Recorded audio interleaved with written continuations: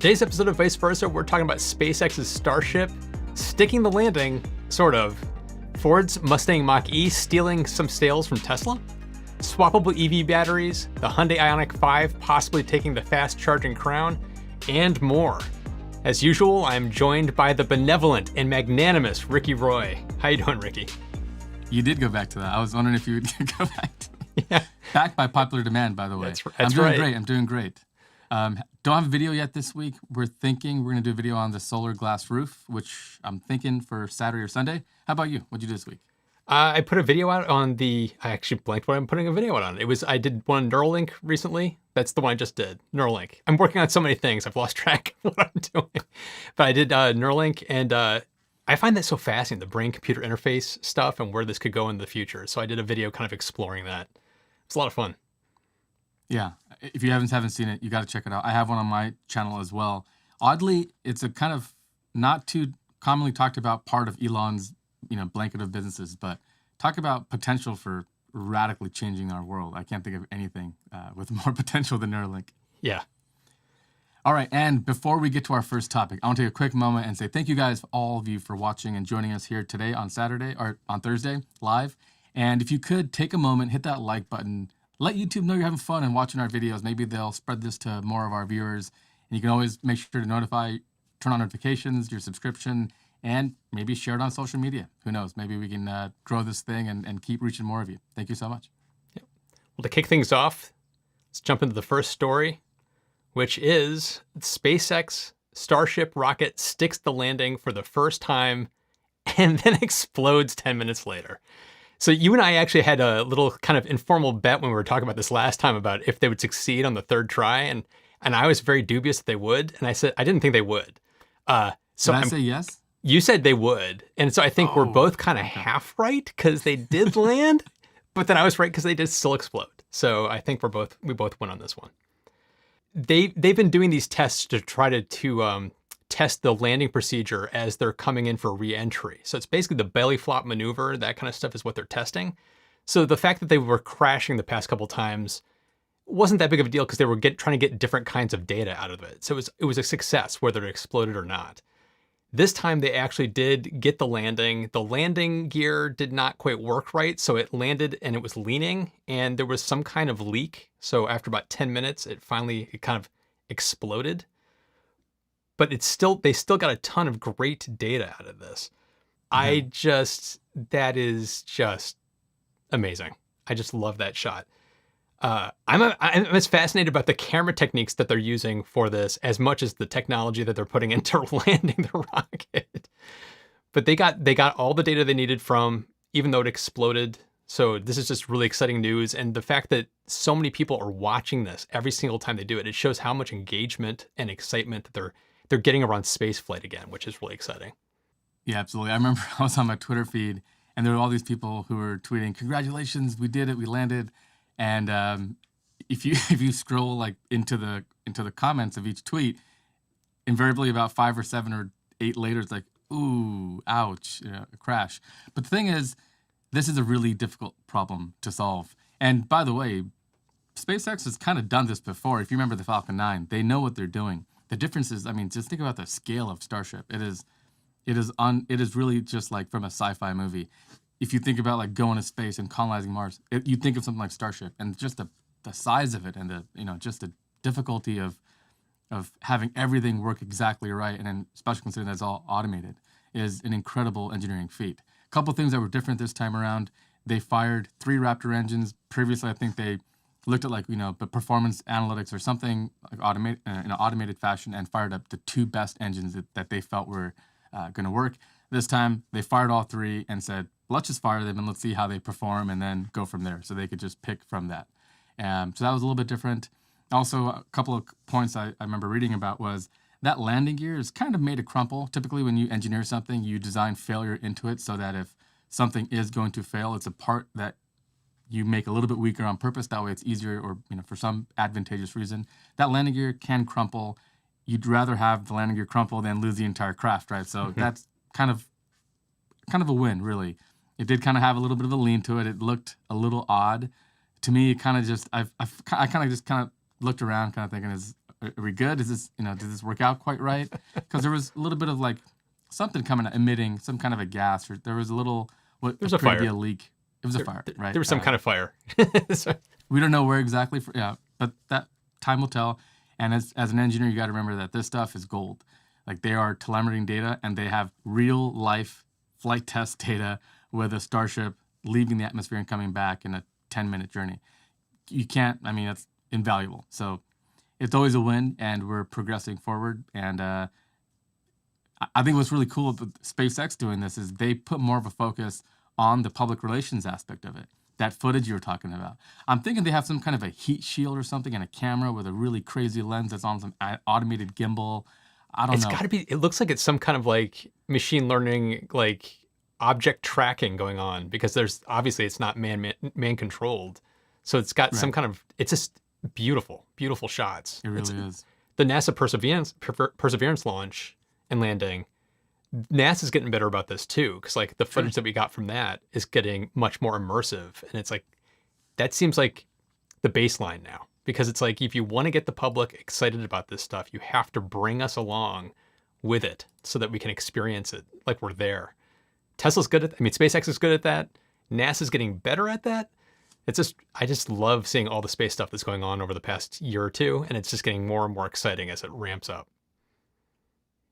Yeah, you want to take any bets on SN11, or should we? Yeah, let's wait and see. Maybe the comments we'll read through the comments and figure out what people think, what they could expect. I think they'll land. Cool stuff. I think they'll do it successfully next time. I think it will land, and it will not explode. It's like this to me was like, okay, this seems like a turning point. I agree. The belly flop maneuver just looked really smooth. In one of the parts of that footage, you can see the thrust vectoring on the Raptor engines. It's just incredible stuff, man. Yeah. We're getting spoiled, by the way. This used to be like 3 times in your lifetime, and now we're kind of like, get your popcorn out, guys. It's another launch. Like, just imagine how common this is becoming. It's incredible. All right, the next one is my kind of cringeworthy title of the day. Matt and I are on YouTube. We get it. It's tough to get views. So, the story is Ford Mustang Mach-E stole sales from Tesla in February. And this is from the Roadshow, but I actually saw a couple of them with pretty much the same idea. And what they talk about is that they stole market share, because in February of 2020, Tesla had 69% and they had 81% of the electric vehicle market. And now, a year later, in February 2021, that number has plummeted to a measly 69%. Oh, jeez. I would challenge you to find any company that has that dominant a market position in any industry. There probably aren't any examples of that. But yes, Ford is selling, which is a great thing. We talked about this, I think, last week. Look at this thing. It's a beautiful car. We talked about how I kind of felt that in terms of like architecture, maybe Ford was not doing as much as GM, but what they hit out of the park was designing a car that was highly desirable. When I was driving around in this car, people paid attention. I was getting waved at, and it was a point of pride. People were really excited about the car, which maybe I think GM hasn't quite captured yet. That might change coming up, and I hope it does. But yes, the Ford is selling. I will couch that by saying that they've had some delays. They're offering like free charging and some other perks to customers who are waiting to take delivery because it has been delayed. But they're selling a ton of them.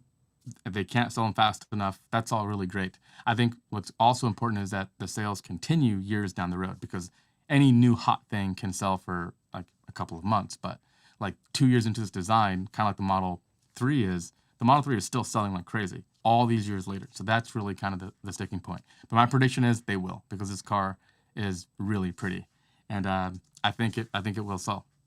Yeah, this article obviously rubbed me the wrong way a little bit because it's a clickbaity headline, which I totally get. But the framing of it being like, oh, Tesla's market share has been stolen from Ford was really the wrong framing. And anybody that watches the industry should know that Tesla's never going to be able to hold on to that 80% market share ever. And they're not going to be able to hold on to 60% market share. It's just not going to happen. It's going to keep shrinking as more and more car makers start putting better and better EVs on the market. Competition is going to increase. And I know a lot of people hate it when I bring up Apple, but it's like, you gotta, there's so much we can learn by looking at history. Apple, like with the iPhone, dominated smartphones with the iPhone when they came out with that over the first few years of that product, because there was nothing else like it on the market. And then slowly over the next decade or so, it was like everybody else started coming out with theirs. And so the market share started to shrink because more Android phones were coming on the market that were able to compete. So it doesn't mean that Apple is a failure today, because even though Apple has a much smaller market share than Android, they dominate in the amount of money that's generated, not just from iPhone sales, but the amount of money that's spent on a phone.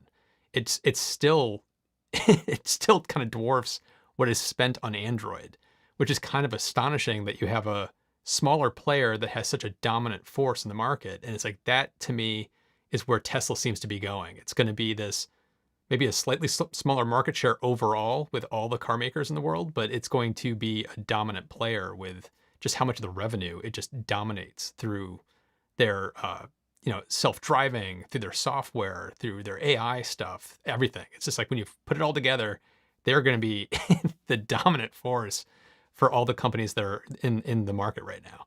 So I think just look at history and you can kind of project where things are kind of going. Really good point. This speaks nothing about profit margin. Like, how much is Ford making per Mach-E? That's another question, right?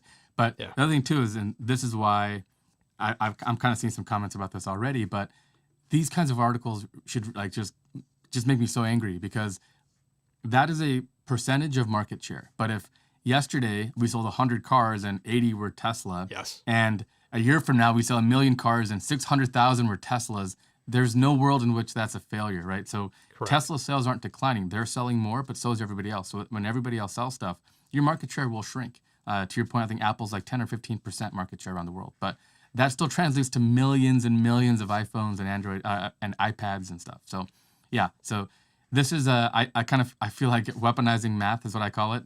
When people do these kinds of ridiculous statistical things where you can kind of try to use numbers to tell whatever story you want. But somebody else mentioned the point of this article isn't that Tesla is losing anything. I think anybody who's trying to buy a Y is, they're not sitting around anywhere, So every Y that they're making, they're selling. And now Ford is doing the same thing too. So guess what? The sales are coming out from gas cars. So the Ford Escape or the RAV4 or the Honda, the CR-V, that class of car is what is under attack, not Tesla. So this is part of why we always talk about, I want to see tons and tons of EVs, because as there's more and more EVs, Tesla's part of the pie will be smaller, but the number of cars they sell will be huge. That's not constricting the supply. Yeah. No, yeah. It's market share is ultimately kind of meaningless if you're turning a profit and you're selling tons of a product. It's like, it doesn't matter if you're 10% or 60%. You can be a successful company, whatever your market share is. So it's a kind of a meaningless number to kind of focus on. So next up is a startup named Ample, which is Ample's creating they're basically been working for the past 6 years on a swappable EV battery station, which will be automated and take about 10 minutes is what they're trying to target.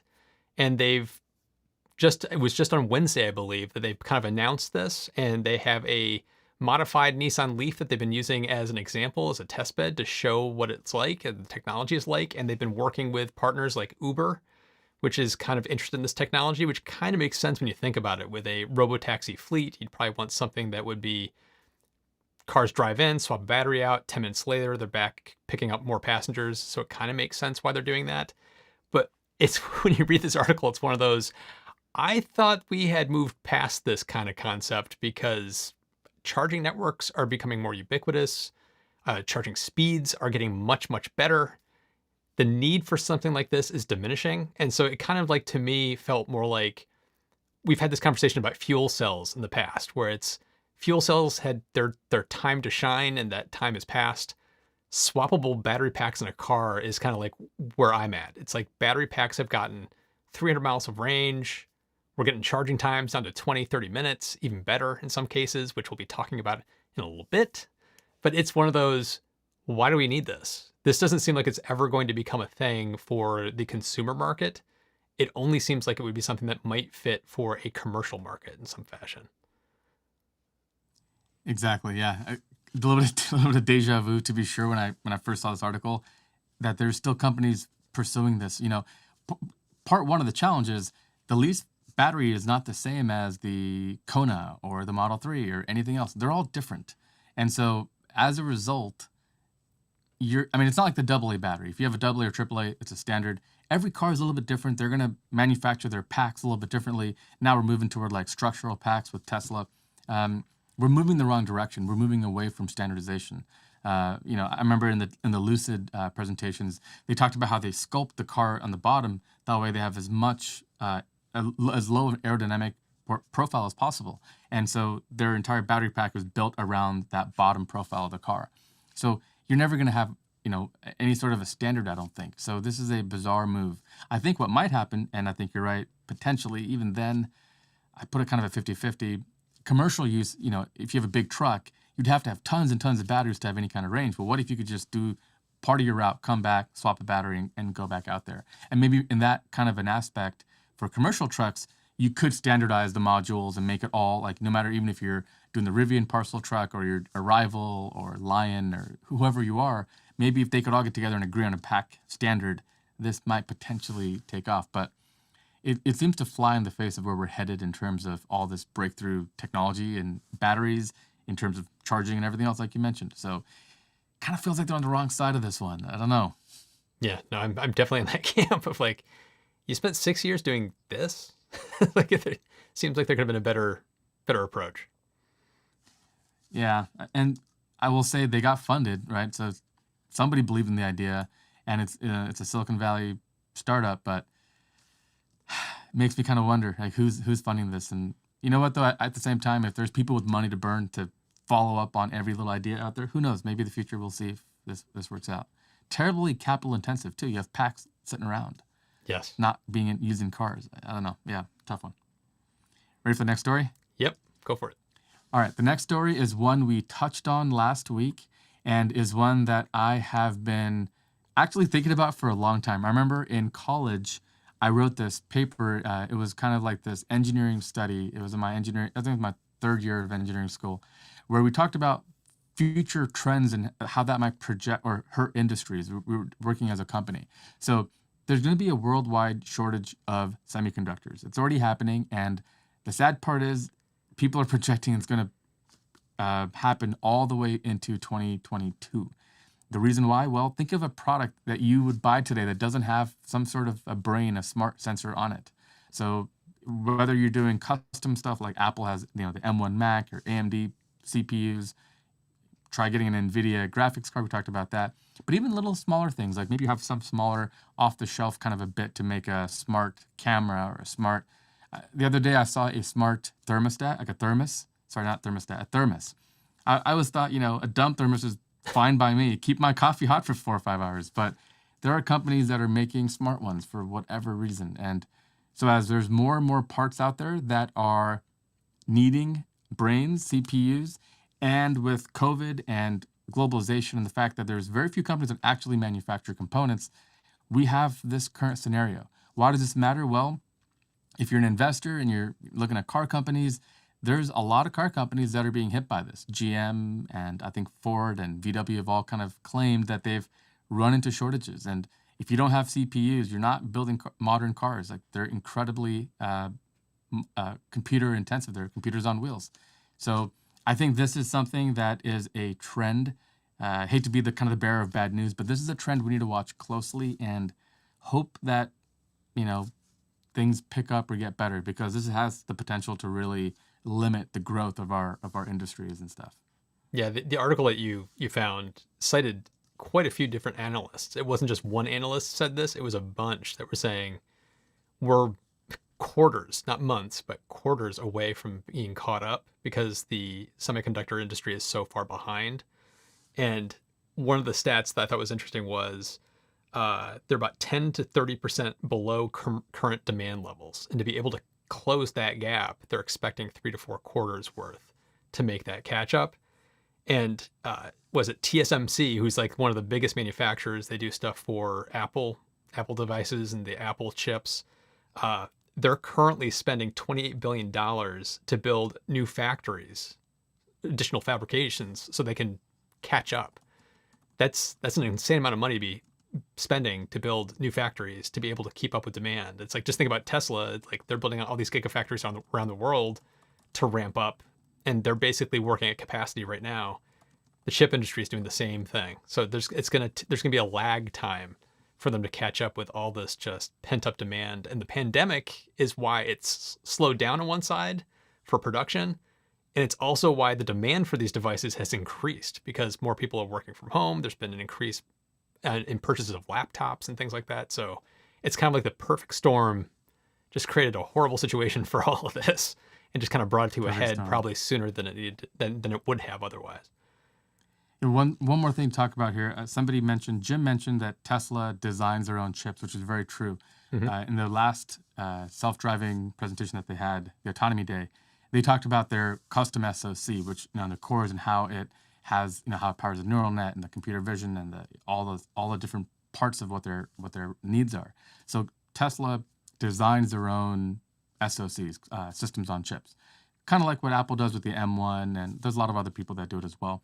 But they don't manufacture, so they'll very much be hit with this as well. Even AMD, who you might think manufactures chips, they don't. Really, in the US, it's pretty much Intel, and that's pretty much it. Qualcomm, I think, as well, has some. But the fabrication of these things are limited to very few companies. And I think one thing I've learned from this pandemic is globalization makes sense, I think, but we need to not put all of our eggs in one basket or be in a situation where global trends or like a pandemic like this can completely cripple the entire world's economy because nobody makes stuff anymore, and all we're doing is designing and not actually fabricating. So, complicated issue, but actually, I was reading this, I believe in this article, Intel, who does manufacture their own chips, was considering outsourcing to like TSMC, Taiwan Semiconductor, or like Global Foundry, some of these other companies out there, because they can't get the 7 nanometer process, which is what AMD has right now. So this is an example of like where Intel's vertical integration is actually hurting them. But they backed out because there's a shortage. So they're like, okay, well, we thought about it, but apparently it's not going to work out for us. But, let's hope that somebody mentioned Bitcoin mining. That has not helped matters, to be sure. I think NVIDIA is trying to make more cryptocurrency mining related GPUs. That way people who want to like do gaming or machine learning and stuff aren't hitting these limitations. But man, it's been tough. I've been waiting like 6 months for a RTX card. We talked about this. And every month I get an email saying, hey, we didn't forget about you, but there's no supply. We'll try again next month. Yeah, I've been waiting for my RTX 3080 for forever. I feel like it's going to be the end of the year before I get one, which is crazy. It very well might be, Matthew. I'm sorry to say, but it very well might be at this rate. Yeah. Well, next up, which is the last story. A story we've talked about recently, which is the Hyundai IONIQ 5, which was spotted out in the real world charging at really fast speeds. So the picture here shows a gentleman who is hitting 150 kilowatts at an 80% SoC, state of charge, which is really fast. Anybody who has an electric car, I'm thinking if you have a Tesla, probably at this point, potentially Electrify America, but if you have a Tesla, when you get to about 80%, you're not getting those peak speeds. And so what I think people have noted here is that this would make, based on the math of how quickly this charged, the new king of the hill in terms of charging speed. And, it talks about 10 miles of range added every minute, which is pretty good. But of course, there's other variables here. And one reason I wanted to bring this really to the forefront today was because this car, the IONIQ 5, has an 800 volt architecture. Somebody alluded to I had a little debate with Warren about Lucid the other day, but I've kind of made this point that like the future is 800 volt. Make no mistake about it. What ended up happening is Tesla kind of had the first to the market advantage, but one of the cons of that is they've kind of been stuck with that 400 volt architecture. So as other companies now are newer, they can see what happened. Now they're second to the market, and they can say, okay, well, if we do this, we can get charge speeds down even further. And so I think all future EVs are probably going to be 800 volt. And I think Teslas as well. In fact, my prediction, I think I mentioned this last time, is the Roadster and the Plaid Plus is going to be an 800 volt architecture. So this is kind of a look at the competition in terms of what they can bring and why we should be looking at this in terms of the broader market and why, even if it isn't Tesla, other companies can innovate and bring really cool aspects to EVs. 350 kilowatt. That sounds pretty good to me. What do you think? Yeah, I love this story because it's like we talked about this car before. It's like I like the way it looks. It's got interesting looks. It's going to be somewhat affordable. It's going to have pretty good range, and it clearly is going to be one of the top charging cars that you can buy for fast charging. It's absolutely incredible.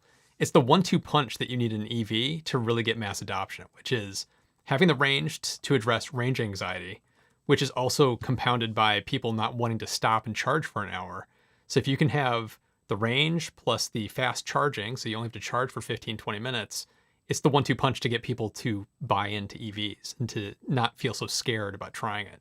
And it looks like Hyundai may be onto something with the IONIQ 5, that they may be hitting that kind of sweet spot of, here's a car that goes maybe 250 miles and can charge up in 20 minutes.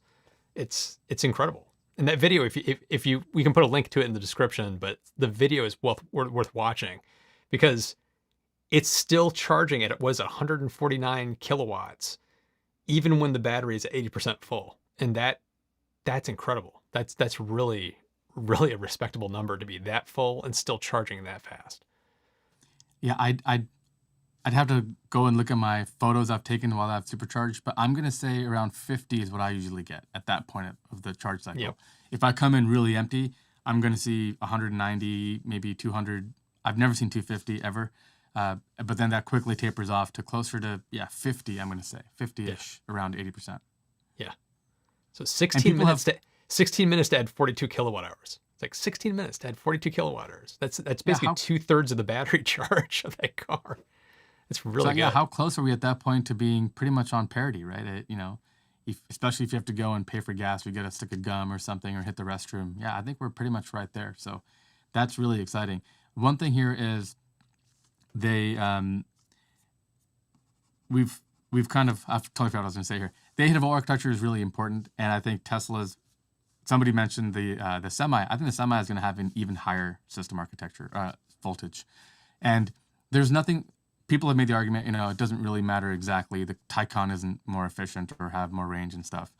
The point really is, if you're charging a car at 250 kilowatts, like the Tesla V3 chargers, and you have a 480-ish volt architecture, the amount of current passing through those big wires is twice as much as a Electrify America that runs at a higher voltage. So that's where that heat buildup, and you have to have active cooling in the cable itself, and all the challenges really kind of stockpile. So make no mistake, the future is 800 volt, and I think in the next couple of years, like the Cybertruck, all the Teslas that are coming forward from now on with the 4680 pack, my prediction is they're going to move to a higher voltage architecture as well. I think you're right. Well, I think it's going to be that time we got to call it. Sorry to say goodnight, but... Don't forget about the podcast as well. Matt does great work also making this a podcast. If that's more your flavor, we've got that. Otherwise, every Thursday, same time. Same time, every week, 8 p.m. Eastern, 5 p.m. Pacific. Be sure to hit that subscribe button and hit that like button and the bell so that you don't miss out on future videos when we release it. Hit all the bells.